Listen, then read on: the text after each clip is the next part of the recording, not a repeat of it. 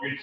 Pero a las pruebas de rendimiento, como seguimos esperando, nos vamos a quedar, nos está escapando de mucho personal a Carolito, entonces empezamos para que después tengamos tiempo para... Bueno, mi nombre es Fernando y hoy estoy aquí de presentador, la primera vez que me ponen de presentador. Tengo el honor y el placer de presentaros a Francisco Fernández Beltrán, mi compañero, profesor de la Universidad Jaume I de Castellón, pero con una experticia y vida académica, hoja de vida que llevaría ustedes en Latinoamérica, todos los latinoamericanos, bastante. Él es licenciado en Ciencia de la Información y doctor en Comunicación Empresarial e Institucional, y a lo largo de su vida ha trabajado en muchos medios de comunicación, en agencias de comunicación de algunas de ellas, como fundador hasta que se incorpora a la Universidad Jaume I de Castellón, donde durante 25 años ejerce también como jefe de servicio de comunicación y publicaciones, con los cargos a nivel de coordinación de todos los servicios de comunicaciones de la universidad. En el curso 22-23, forma ya de pasa a ser docente a tiempo completo, docente investigador a tiempo completo en esta universidad, y dirige un máster social con la tendencia y proceso de innovación y comunicación, imparte docencia en varios grados y máster, también director de un diploma experto en comunicación de la ciencia y de la innovación, ha participado como profesor invitado a doctorados y en cursos universitarios nacionales y extranjeras, también en múltiples asociaciones profesionales. Sus ámbitos de especialidad, la especialización e investigación son la comunicación corporativa y las nuevas tecnologías, las relaciones con los medios de comunicación, la comunicación de la ciencia y la competencia de la gestión ética y la comunicación de la organización. Y si todo esto no fuera suficiente para definir a nuestro compañero Francisco, pues también dirige 2 doctorados industriales y no solo eso, sino es escritor que lleva mucho la atención. Yo personalmente no lo conocía, es una búsqueda tecnológica por sus rastros digitales, por sus huellas digitales. Es escritor de género negro y de varios libros de no ficción, y por si esto fuera poco, corredor de fondo de maratón. Y me encanta, de esta manera ya lo voy a presentar con la frase que para él lo define. Él dice en su página web, él cree que la vida es un viaje de aprendizaje permanente y una carrera contra la hora. Va a dictar la conferencia de diálogo entre la ciencia y la sociedad en España, con ustedes, Francisco Fernández.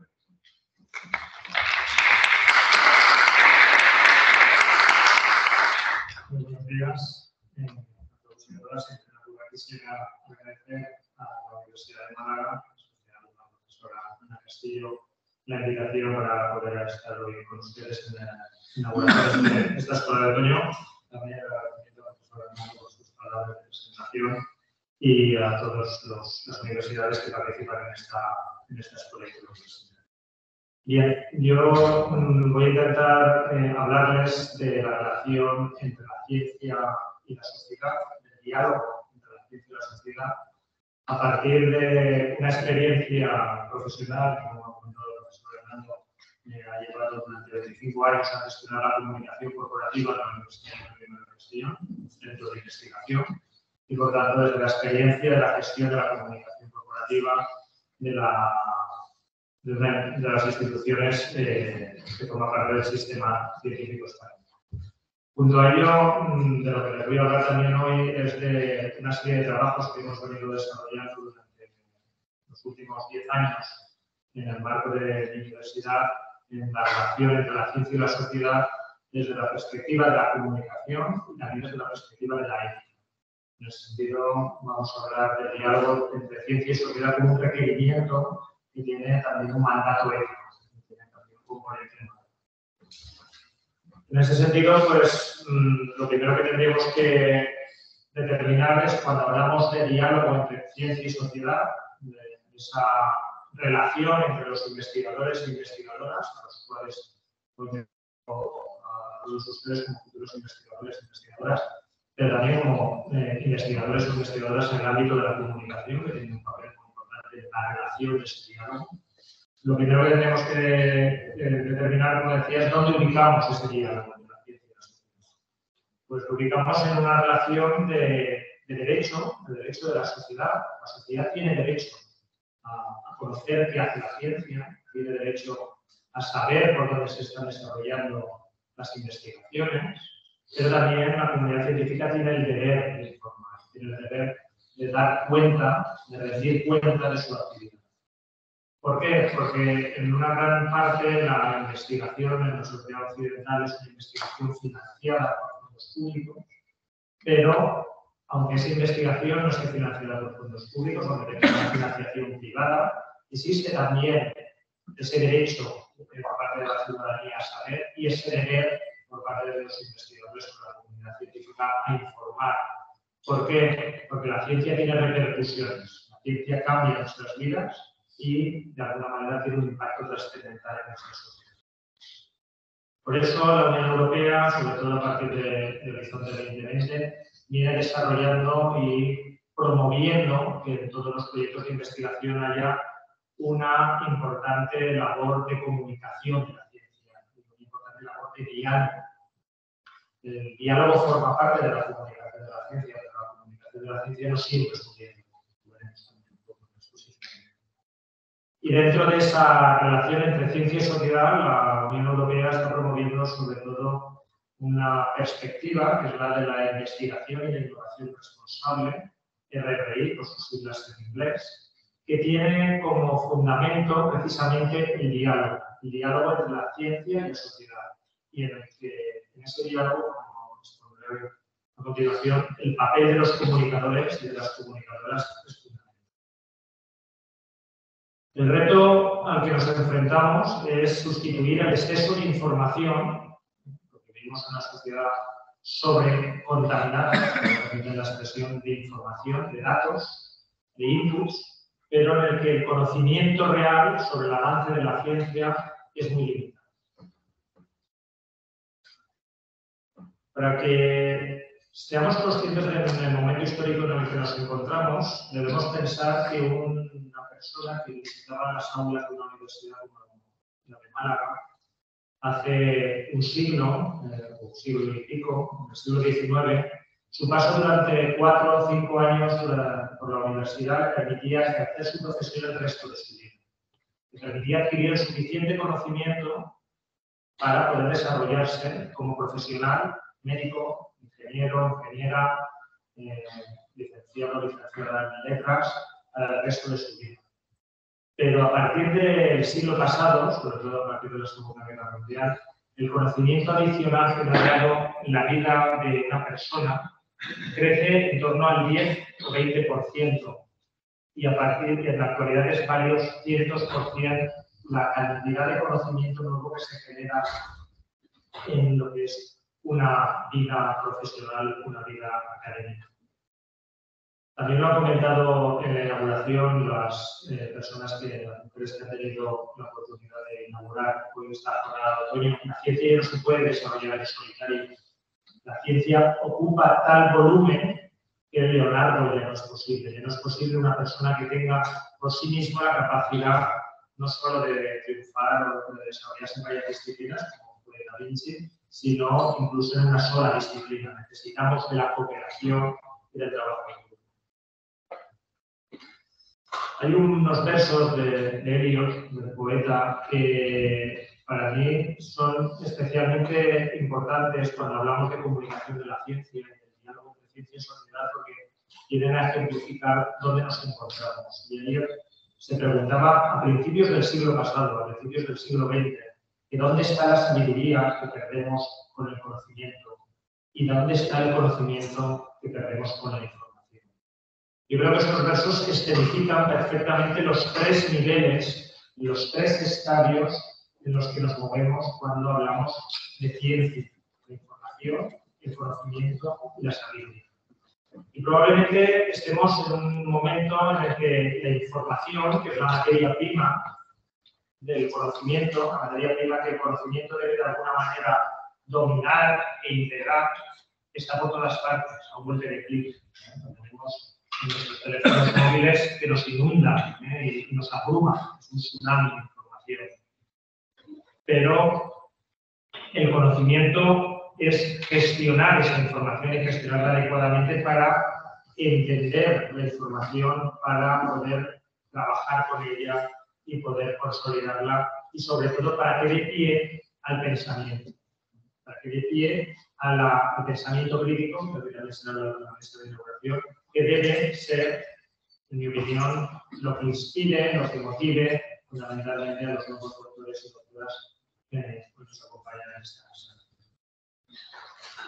Porque el pensamiento es hoy más que nunca el capital más precioso para el individuo y sobre todo para la sociedad. Y por desgracia creo que es el capital más precioso porque es quizás el capital más escaso. Estamos sobredimensionados de información y, por desgracia, escasos de pensamiento. Muy bien. Dicho todo esto, como les decía, el diálogo entre ciencia y sociedad, la relación de comunicación entre la ciencia y la sociedad es necesaria, como les comentaba al principio, por una necesidad de la sociedad a saber, a conocer por dónde va la ciencia, por cuál van a ser los derroteros del mañana que va a tener un impacto en su desarrollo. Manuel Calvo Hernando, que fue uno de los primeros periodistas científicos que hubo en este país y que fue uno de los pensadores sobre la materia de mayor enjundia e interés, decía que el periodismo científico es un instrumento para la democracia, porque facilita a todos el conocimiento para poder opinar sobre los avances de la ciencia y compartir con los políticos y los científicos la capacidad y la toma de decisiones. Yo antes les hablaba al principio de que lo que les voy a hablar hoy parte también de una perspectiva académica del ámbito de la comunicación, pero también de una perspectiva académica del ámbito de la ética. En ese sentido, nosotros trabajamos con la Escuela de Valencia, de la profesora de la Cortina, que trabaja con las éticas dialógicas, las éticas del diálogo.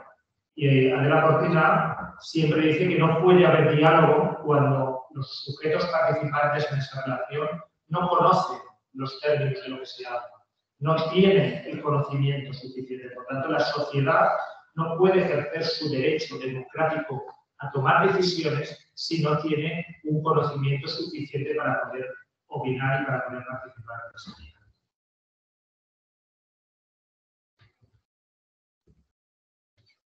Esto mismo lo decía con otras palabras otro gran divulgador, en este caso norteamericano, Carl Sagan, el autor de la serie Cosmos, que imagino que muchos de ustedes conocerán, que decía que somos la primera especie que tiene la evolución en sus manos. Tenemos la capacidad de decidir qué futuro tendremos. Que tomemos un ramal u otro va a depender del conocimiento público de la ciencia. Porque tomemos un ramal u otro va a depender de que poblaciones bien informadas, poblaciones con conocimiento suficiente, apoyen a políticos que tomen decisiones inteligentes. Y ese diálogo entre ciencia y sociedad, como decía, tiene un componente de derecho de la ciudadanía, pero también de deber de la comunidad científica. Ustedes están hoy aquí en esta sala porque van a formar parte de esa comunidad científica, van a integrarse como doctores o doctoras en el futuro. Y en ese sentido creo que también es importante que asuman que deben comunicar su trabajo, deben participar de esa comunicación pública de la ciencia. De alguna manera conocemos que la investigación, el desarrollo y la innovación es el motor de progreso.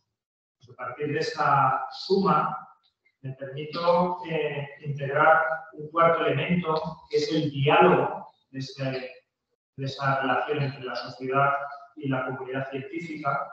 Y de ese diálogo que le sumamos a la investigación, el desarrollo y la innovación, vamos a obtener como resultado la inversión que se necesita para la investigación, la innovación que se necesita para la investigación y la promoción de los centros de investigación. De alguna manera, en esa ecuación mágica que les decía que se formula añadiendo la D de divulgación, la D de diálogo a la I+D+I, obtenemos como resultado una promoción y un prestigio de nuestros centros de investigación, de nuestros grupos de investigación, porque si no se conoce, no se puede valorar. Por lo tanto, es fundamental que demos a conocer el trabajo de nuestros grupos de investigación. Pero también es necesario que como investigadores e investigadoras ejerzamos responsablemente nuestro trabajo y rindamos cuentas a la sociedad de cuál es el resultado de nuestra actividad científica. Y por tanto, rindamos cuentas de a qué dedicamos nuestro trabajo que se financia en gran parte, como decía, con fondos públicos. Esta situación de rendición de cuentas se está empezando ya a integrar en muchos de los procesos de evaluación de la actividad investigadora y se está empezando a integrar también en las propias convocatorias de proyectos de investigación, tanto nacionales como europeos. Pero también en los incentivos que de alguna manera las organizaciones privadas llevan a cabo para fomentar la ciencia, pensemos en fundaciones como la Caixa o otros organismos que financian de manera privada la investigación, cada vez están integrando más la comunicación de esos avances y la relación con la sociedad, ese diálogo tan necesario entre ciencia y sociedad. Y en último extremo, también como universitarios y universitarias debemos pensar que esa comunicación de la ciencia, ese diálogo entre ciencia y sociedad es una forma maravillosa, una forma extraordinaria de captar estudiantes. ¿Por qué? Porque personalmente creo que la investigación es una oportunidad para seducir a los jóvenes en la academia, para que entiendan que la academia no es simplemente venir a conocer, a aprender o a recibir pasivamente un conocimiento, sino que ellos pueden ser partícipes de ese conocimiento, que pueden formar parte de esa exploración maravillosa que significa adentrarse en un campo nuevo de saber. Todos los que hoy están en esta sala conocen de lo que hablo cuando me refiero a ese goce intelectual que significa descubrir nuevos horizontes en la investigación. Pues si comunicamos esa investigación y comunicamos también ese goce, ese disfrute intelectual, vamos a ser capaces también de atraer talento a la universidad, que también necesitamos. Muy bien. Dicho todo esto, deberíamos analizar en qué espacios se desarrolla ese diálogo entre la ciencia y la sociedad. Porque cuando hablamos de diálogo entre ciencia y sociedad, pues hablamos, como decía antes, de una relación entre sujetos que a veces no siempre comparten el mismo conocimiento. Por tanto, el conocimiento, que es la materia de ese diálogo, deberíamos, de alguna manera, agruparlo en unos cuadrantes en función de su nivel de novedad y en función de su nivel de especialización. Si hablamos de matemáticas, los fundamentos básicos de las matemáticas, creo que, aunque estemos en una facultad de comunicación, pues los conocemos casi todos, la suma, la resta, la multiplicación. Pero a medida que avanzamos en la complejidad del nivel de especialización de las matemáticas, y yo confieso que sería uno de los que haría más pronto, en esta sala seguramente muchos decidiremos que no tenemos ese nivel de especialización. Por tanto, el conocimiento lo podemos valorar en función de su nivel de especialización, pero también en función de su nivel de novedad. Es decir, ¿cuál es la última frontera que se está investigando en un determinado campo? Pues a partir de ese diagrama podríamos establecer un cuadrante en el que en el primer cuadrante de gran especialidad, de gran nivel de especialización, pero no excesiva novedad, porque hablamos de conocimiento ya consolidado, tendríamos un primer lugar de relación entre ciencia y sociedad en la docencia, en la academia, en los cursos de grado, en los posgrados, en las publicaciones académicas. Aquí hay una comunicación entre la comunidad científica a la sociedad de un conocimiento especializado, pero, insisto, ya consolidado. Ese conocimiento especializado Cuando hablamos de un conocimiento novedoso, hablamos ya de investigación o de comunicación interpares, comunicación entre colegas. Hablamos de la comunicación que llevamos a cabo en congresos, en nuestro ámbito de especialidad, de nuestras revistas académicas o de libros ya más de difusión de la investigación, no de apoyo. Por tanto, en ese umbral superior del nivel de especialización hablamos de un diálogo que será entre la comunidad científica a una parte de la sociedad que comparte ese nivel de especialización de su disciplina. Cuando hablamos de comunicar ciencia con un nivel de especialización más reducido, con un nivel de especialización más bajo, y ciencia ya consolidada, hablamos de conferencias, de exposiciones, de artículos divulgativos, y hablamos de un ejercicio en el que la comunidad científica traslada su saber a la sociedad para darles un conocimiento que, como digo, ya forma parte de la ciencia consolidada. Pero, ¿qué hace la comunidad científica cuando tiene que dar a conocer sus últimos avances, cuando tiene que dar a conocer la última frontera de la investigación, su investigación más puntera? Pues tiene que utilizar otras técnicas de relación para dar a conocer de una manera poco especializada, es decir, asumible por parte de cualquier persona sin los conocimientos precisos de la disciplina, los avances científicos últimos. ¿Para qué? Para que, como decíamos antes, sea capaz de opinar, para que, como decíamos antes, sea capaz de valorar si la ciencia está cogiendo o no el ramal adecuado del que nos hablaba Carl Sagan. Y la comunidad científica, en ese desarrollo de la comunicación de su investigación más puntera, pues fundamentalmente se apoya en los medios de comunicación, en los media, se apoya cada vez más en medios de comunicación propios y se apoya en Internet, en las redes sociales y los medios. Pero todo esto que estamos viendo, pues de alguna manera está interrelacionado. Nosotros lo hemos dividido para poder entenderlo. Porque los que trabajamos en ciencia intentamos simplificar siempre la realidad, pero sabemos que la realidad es compleja y la realidad sobre todo interactúa. A partir de ahí, lo que vemos es que ese diálogo entre la comunidad científica y la sociedad es un diálogo complejo.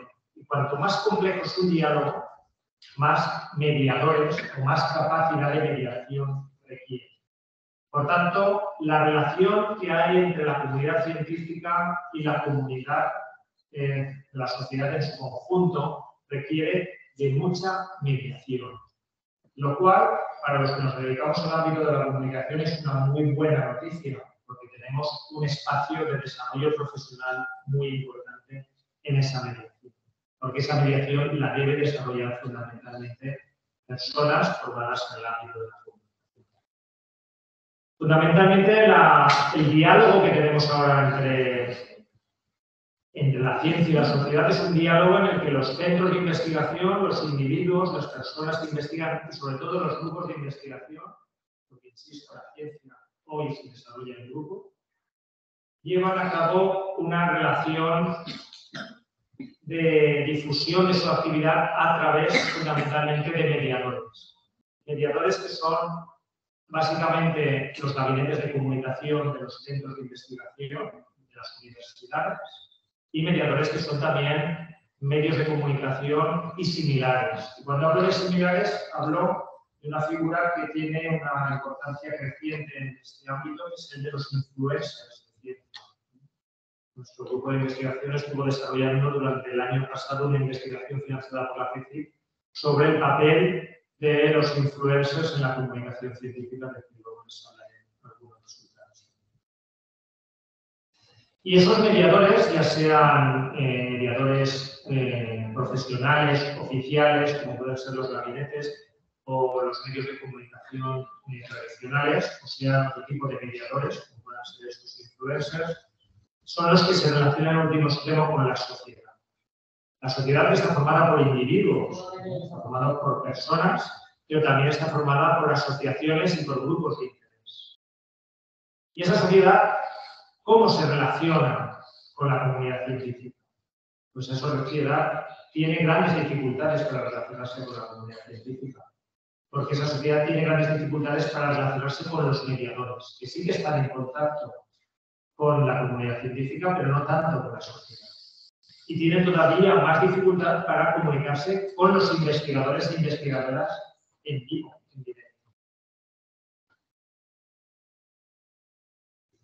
Por tanto, la comunidad científica, los investigadores e investigadoras, debemos asumir la importancia de la comunicación en nuestros roles como investigadores e investigadoras. Debemos entender, igual que dedicamos un tiempo a hacer los papers, de los que se ha hablado también anteriormente, o a asistir a los congresos de nuestra especialidad, o a presentarnos a las convocatorias del Ministerio, de la Comunidad Autónoma, o de la Comunidad Europea, de la Unión Europea, debemos asumir que forma parte de nuestra actividad, de nuestra rutina productiva, la comunicación. Por tanto, debemos incorporar las rutinas comunicativas a las rutinas de la investigación.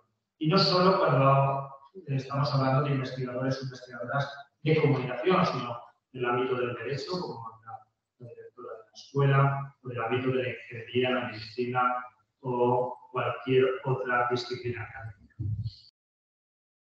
Y no solo tenemos que incorporar esas rutinas comunicativas a nuestras rutinas investigadoras, sino que tenemos que darnos cuenta, asumir la importancia de la comunicación y adecuar nuestros mensajes a un lenguaje que sea comprensible por el conjunto de la ciudadanía. En segundo lugar, tenemos a los mediadores, los gabinetes de comunicación. Yo he trabajado como jefe de servicio durante más de 20 años en uno de ellos. Hemos de asumir que tenemos un papel muy importante en este diálogo, un papel de mediación, pero también un papel de formación. Yo insisto mucho en que la actividad de los mediadores no solo es de poner en relación a la ciencia con la sociedad, sino de educar a la comunidad científica sobre el valor de la comunicación y educar también a la sociedad sobre el conocimiento científico, sobre la importancia de tener un conocimiento científico. Y por último, tenemos en esa relación a los medios de comunicación, a los periodistas y también a otros mediadores más o menos profesionales, porque esos influencers de los que les hablaba, pues hay verdaderas personas que tienen su propio modus vivendi y evidentemente son profesionales como lo podría ser cualquier otra persona que desarrolle su actividad en el medio de comunicación tradicional, y también hay otros con menor nivel de profesionalidad. Y en este otro lado de ese diálogo, ¿qué deben conocer o qué deben asumir los periodistas y los comunicadores de ciencia? Pues deben entender las rutinas del investigador. Deben entender que el investigador o la investigadora estamos sometidos a mucha presión de nuestra propia carrera académica, estamos sometidos a mucha presión de nuestro desarrollo profesional por esos papers, congresos y actividades que tenemos que desarrollar, y tienen que entender que en nuestra rutina productiva a veces se comunica cuando la investigación da resultados, no cuando se está al inicio de la investigación, no cuando trabajamos con una hipótesis, sino cuando tenemos un resultado. Y a veces los medios conocen que se está empezando a investigar sobre una terapia, sobre todo en temas de ciencias de salud, sobre una terapia que puede curar el cáncer o que puede prevenir el Alzheimer, y ya quieren resultados. Pero los resultados a veces tardan años o décadas. Los comunicadores tienen que conocer esas rutinas y tienen que ejercer su labor con mucha responsabilidad, porque son el punto de contacto con la sociedad, son la última parte de esa relación entre la ciencia y la sociedad, y esa membrana última que conecta la ciencia con la sociedad son esta comunidad de periodistas o de comunicadores de ciencia que deben ejercer con mucha responsabilidad su labor, porque pueden generar falsas expectativas, pueden generar alarmismo, pueden generar una opinión pública contraria al avance de determinados conocimientos y pueden condicionar el avance de la ciencia. Y por último tenemos a la sociedad en su conjunto, que como decía antes, cuando hablamos de sociedad es fantástico porque decimos, ahí está la sociedad, pero realmente, ¿qué es la sociedad? Pues la sociedad es un conjunto de individuos, de personas, como cualquiera de los que estamos hoy en esta sala, pero que en ocasiones se agrupa por unos intereses, en ocasiones se agrupa por otros intereses y cuya relación con la ciencia pues, es muy compleja. En esa relación compleja, como les decía, desde mi perspectiva profesional y también académica, una de las piezas más importantes es ese papel de mediación que tienen los gabinetes de comunicación.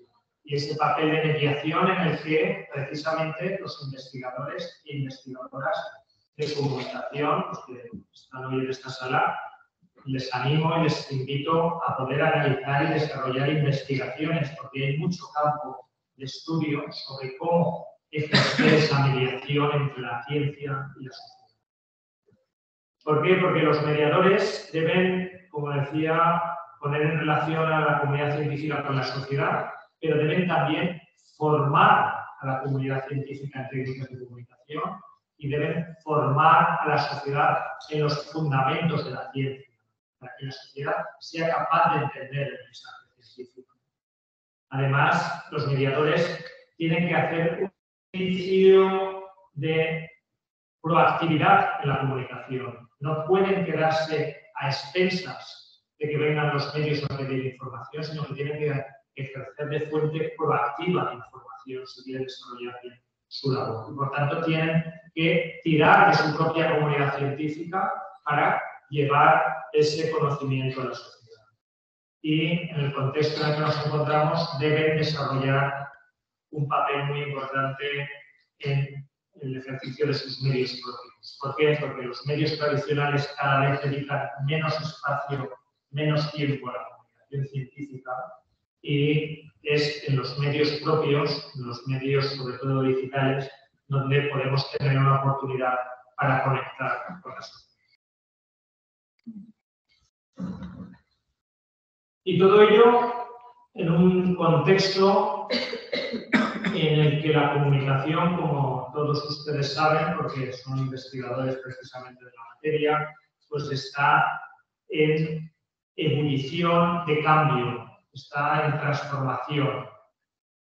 Veníamos de un modelo en el que los medios de comunicación tradicionales o los medios de comunicación de masas eran el principal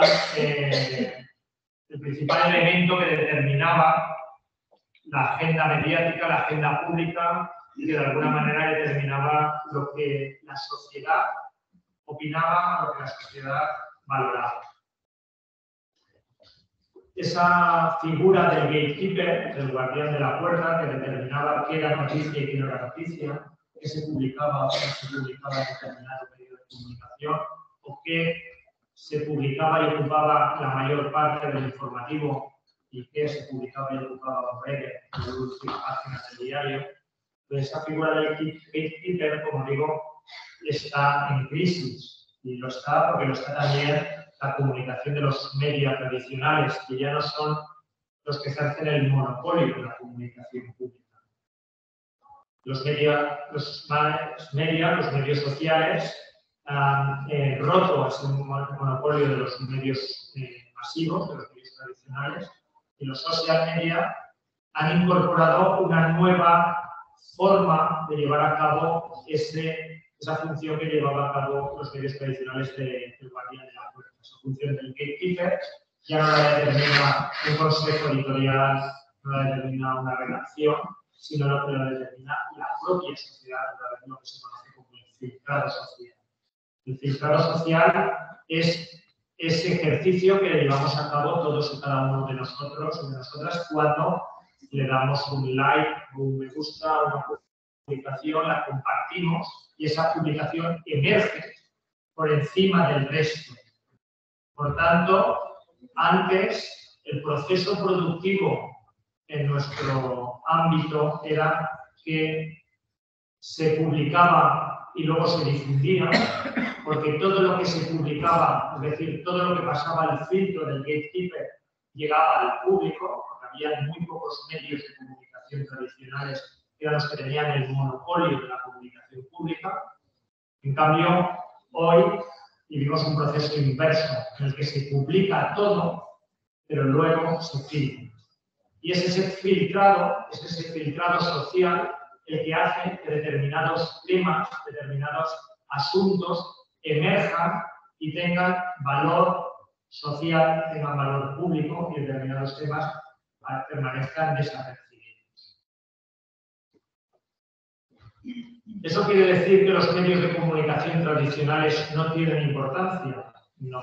Eso quiere decir que los medios de comunicación tradicionales ejercen su primacía sobre la sociedad en convivencia con los medios sociales. Y hay una interrelación absoluta entre los medios tradicionales y los social media, los medios sociales. De manera que los medios tradicionales beben de los medios sociales para saber qué es hoy tendencia, de qué habla la gente y, por tanto, conocer este filtrado social.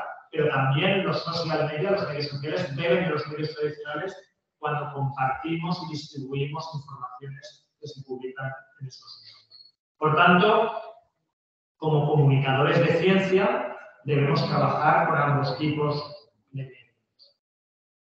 Pero teniendo en cuenta que, sobre todo, los medios, en su conjunto, pero especialmente los medios sociales, con este proceso famoso del algoritmo que determina qué nos muestra y qué no nos muestra, pues están llevando a nuestra sociedad a un proceso claramente polarizado. Venimos de una sociedad en la que las personas ya consumían medios de comunicación tradicionales en función de sus intereses y buscaban de alguna manera el refuerzo de sus opiniones en aquellos medios que eran más afines. Pero es que con los medios sociales el algoritmo ya solo te muestra aquello que él cree que tú le vas a dar el like, aquello que cree que tú vas a compartir, aquello que cree que está alineado con tu pensamiento único, sea de un tipo o sea de otro. Y eso, en el ámbito de la ciencia, en el ámbito de pensamiento crítico, es muy peligroso. Porque en el momento en el que perdemos la pluralidad, en el momento en el que perdemos la diversidad de opiniones, pues perdemos el fundamento básico de la democracia. Por tanto, estamos en un proceso en el que esa agenda setting, esa fijación del orden temático, ya no lo determinan en exclusiva los medios de comunicación tradicionales, sino que lo determinan en convivencia esos medios tradicionales y esos medios sociales. Venimos de un momento histórico en el que la pandemia, que fue una experiencia dura para toda la sociedad, una experiencia dolorosa para mucha parte de la sociedad, que perdieron familiares y amigos. Y venimos de una etapa, como digo, en la que la pandemia fijó una agenda en la que la ciencia y la investigación se puso en primer lugar, en la que se dio valor a la investigación. Antes en esta mesa se ha reivindicado ese valor de la investigación. Hace apenas 2 años, ese valor de la investigación lo pusieron en manifiesto nuestros compañeros y compañeras de los ámbitos de la salud y de la investigación en salud. Y la sociedad entendía que la investigación era necesaria. Han pasado 3 años de la pandemia y la agenda setting ya no habla de la investigación, ya no habla del valor de esa ciencia. Por tanto, tenemos que ver cómo vamos a ser capaces, desde la comunicación de la ciencia, desde las ciencias de la comunicación aplicadas a favorecer ese diálogo entre ciencia y sociedad, cómo vamos a ser capaces de jugar con los medios de comunicación tradicionales y con los social media, con los medios sociales, para volver a situar el debate en el centro del debate social y diálogo entre ciencia y sociedad. Para ello, no hay un tiempo, sino todo es el tiempo. Si queremos que, de nuevo, la sociedad entienda que la investigación es crucial, que tiene que tener en cuenta a la comunidad científica y que tiene que relacionarse con esa comunidad científica en una relación de diálogo, como investigadores y como investigadoras debemos llevar a cabo una acción permanente de comunicación de la ciencia, lo que se conoce como la teoría de la lluvia fina. Cuando vamos a regar un campo, lo podemos anegar a manguerazos en un día y el agua desaparecerá a las 2 o 3 jornadas de sol. No hace falta que llevemos a cabo una comunicación espectacular en todos los medios con un coste estupendo, excesivo en publicidad y nos olvidemos. No hace falta un manguerazo de comunicación. Hace falta una lluvia fina que mantenga húmedo el campo, que mantenga en permanente estado de comunicación de la ciencia, la actividad de la comunidad. Para ello tenemos que estar como investigadores o investigadoras buscando información relevante a lo largo de todo el año. No podemos desarrollar una comunicación de la ciencia que se base solo en una comunicación puntual en un momento determinado. Hemos hecho esta investigación y la comunicamos y hasta dentro de un año no volvemos a comunicar nada, ¿no? Como decía, tenemos que incorporar en nuestras rutinas productivas como investigadores las rutinas productivas de la comunicación de la ciencia. Y si tenemos que presentar un paper, veamos si ese paper puede tener una traslación a un post, en un blog, puede tener una traslación a un artículo en un medio, o puede tener una traslación a una conferencia en un centro de secundaria, puede tener algún tipo de traslación a la sociedad de una comunicación pública de la ciencia. Tenemos que tener una curiosidad mediática permanente, porque cuando la ola informativa va a nuestro favor, tenemos que saber aprovecharla y subirnos a la ola. Recordarán los sucesos de la isla del Hierro y lo bien que los vulcanólogas, que era una especialidad de la que nadie había oído hablar, o casi nadie había oído hablar en nuestro país, tuvieron su momento de gloria. Pero es que ahora los catedráticos y catedráticas de Derecho Constitucional tienen también su momento de gloria con los procesos que estamos viviendo en nuestro país, o pasado mañana con las circunstancias que ocurran en cualquier momento. La actualidad es siempre una buena percha para hacer comunicación de la ciencia, pero tenemos que estar pendientes de esa actualidad. Y si desarrollamos una comunicación a lo largo de todo el año, si incorporamos nuestra comunicación de la ciencia como parte de nuestra rutina investigadora, si llevamos a cabo una lluvia fina, una lluvia constante y permanente en la que estamos todos los meses comunicando algo de nuestra investigación, pues nos acabaremos convirtiendo en una fuente experta, una fuente a la que los influencers de ciencia, a la que los medios de comunicación recurrirán cuando tengan que hablar sobre algo de nuestra disciplina, sean los volcanes, sea el derecho constitucional o sea la comunicación.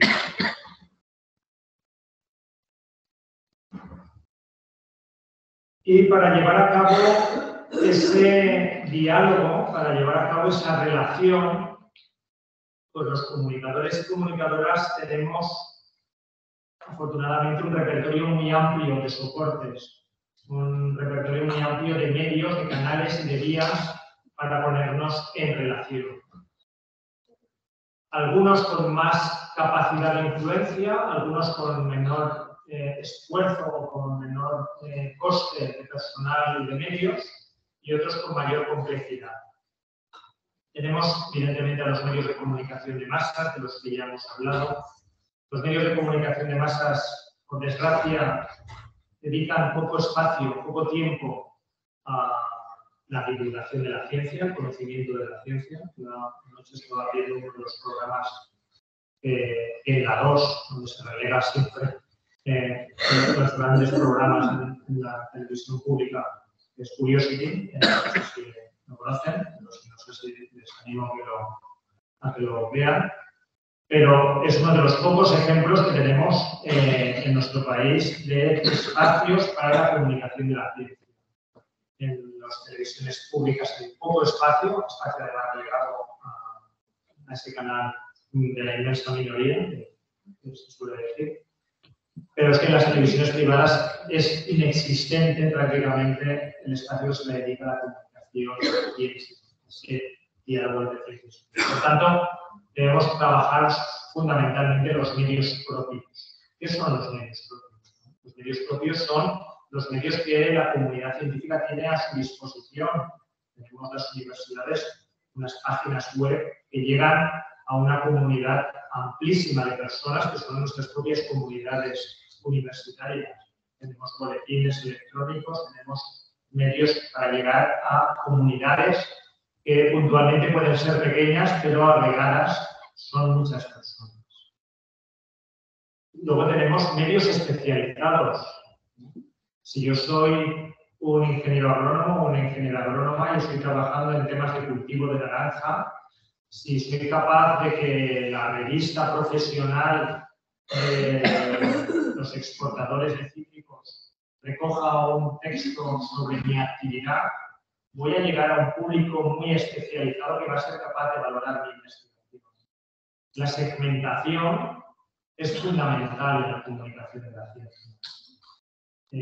A mí me gusta decir que en nuestra disciplina, en las ciencias de la comunicación, tenemos pocas fórmulas, porque las fórmulas construyen la realidad y la realidad es mucho más compleja.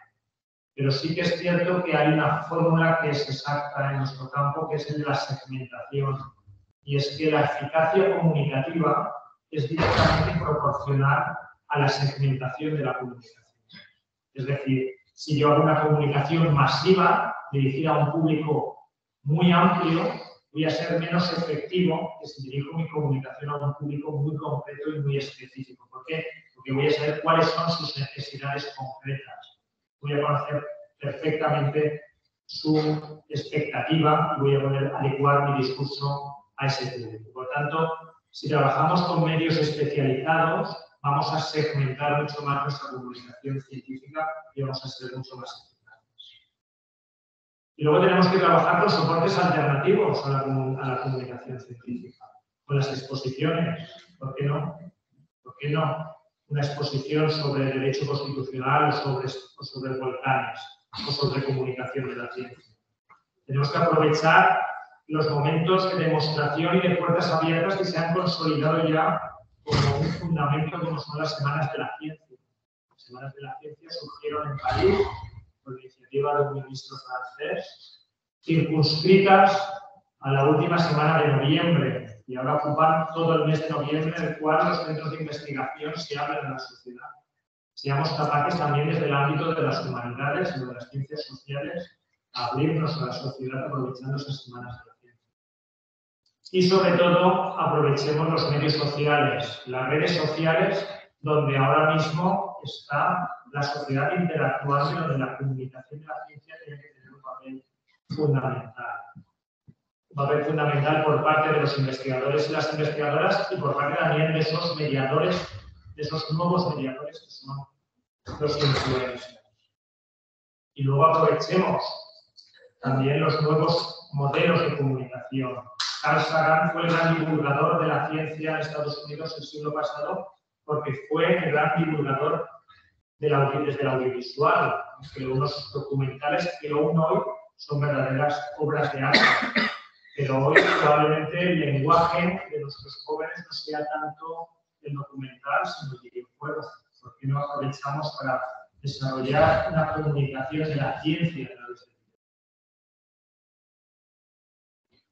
Muy bien. Y ya para acabar, porque me gustaría también tener la oportunidad de tener algún tiempo de interacción y de diálogo con todos ustedes, quisiera presentarles el modelo de comunicación con el que venimos trabajando en mi grupo de investigación para facilitar ese diálogo entre la ciencia y la sociedad, que es un modelo en el que la comunicación es el aceite que mueve el motor que ahora les voy a mostrar. El modelo que les voy a mostrar es un modelo de comunicación basado, como les decía, en el principio de la RRI, Responsible Research and Innovation, investigación y desarrollo responsable, que es una de las premisas que la Unión Europea establece como perspectiva que debe adoptar cualquier investigación que se financie con fondos europeos, sea vulcanología, sea derecho constitucional o sea en el ámbito de la salud. Cualquier investigador o investigadora debe incorporar en su actividad de investigación, si quiere ser financiada con fondos públicos, la perspectiva RRI. Y la perspectiva RRI nos habla de promover y fomentar un diálogo entre la comunidad científica y la sociedad. Y para promover y fomentar ese diálogo es fundamental la comunicación de la ciencia y el papel de los comunicadores y comunicadoras, los que espero que este modelo les anime, como decía antes, a investigar. ¿Cómo hemos desarrollado este modelo? Este modelo lo hemos desarrollado a partir de una investigación financiada por la FECI, por la Fundación Española de Ciencia y Tecnología, con una doble perspectiva. Por un lado, desde nuestra experiencia en el ámbito de las ciencias de la comunicación, pero también desde la experiencia en el ámbito de la gestión. Hemos trabajado en este grupo, un grupo de comunicadores y comunicadoras de la Universidad de Imprimir y también, como les decía, el grupo de la profesora de la Cortina de la Escuela de Valencia de Ética en las Organizaciones, que nuestra universidad dirige el profesor Domingo García Marzán, con el que tengo la suerte de además de ser colega.